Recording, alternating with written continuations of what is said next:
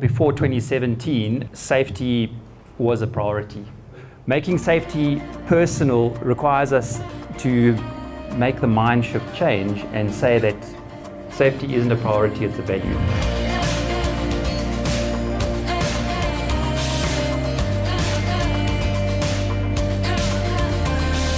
The news of tomorrow belongs to those people who are brave enough to write it. In front of me sit nearly 100 hard-nosed, astute, inquisitive journalists. We're going to challenge you today to go into a series of structured press conferences. We've got a wonderful panel of people who are going to convene press conferences. But we're going to challenge you to ask questions. We're going to ask you to produce your very own newspaper. What we want you to do is we want you to tell us an overarching, very specific story. How did PMR shift, transform its safety culture? How did it develop a safety culture strategy and bring it to life? Extra, read all about it, fresh from PMR and subject to only PMR. Welcome to Tsholofelo. I think it was in March 2018 or something. We got together and we decided that that was the first step on changing our culture.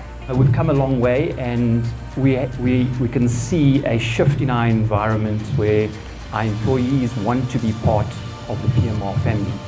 Having fatalities on the operations are just no longer acceptable, and you know, we can't carry on doing the same thing and expect different results. Ensuring that everyone understands that planned work on the operations is safe work.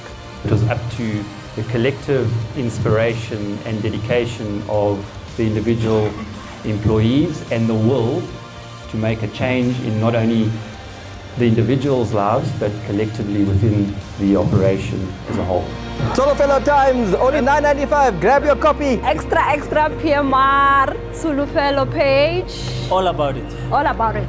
We can see that there are actually quality initiatives brought into the PTOs, and people are really paying attention to what PTO is there for, and we can measure that people are actually taking safety serious when performing their work. We all feel that we belong to this family at PMR, and we share the same values and we live those values.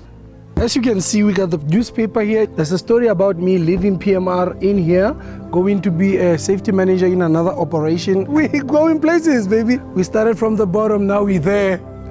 Started from the bottom, now we're there.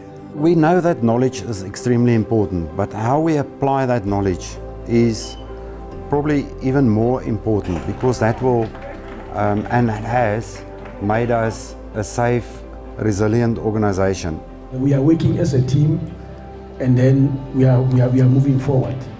And that's how the behavior subsequently changed, and the attitude. So in each and every process that you do, before you do it, you actually stop, and then you look at the situation that you are currently at while assessing it, and then you manage the risk. If I don't adhere to safety, if I take shortcuts, if I'm reckless, then I'm vulnerable. That this plant can be very dangerous if I don't adhere to the safety procedure. We have succeeded. The culture is now how we live in PMR.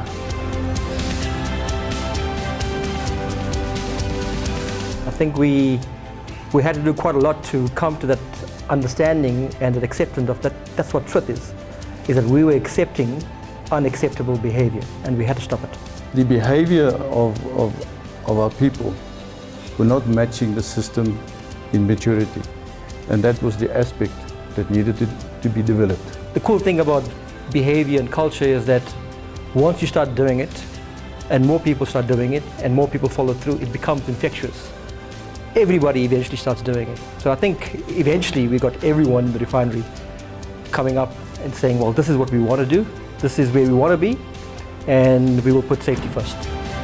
Tsholofelo, together we can. We started from the bottom, now we're here. We started from the bottom, now we